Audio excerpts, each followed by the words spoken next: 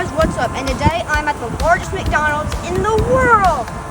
I'm going to show you guys a few pictures of the inside, and please like and subscribe for more content like this.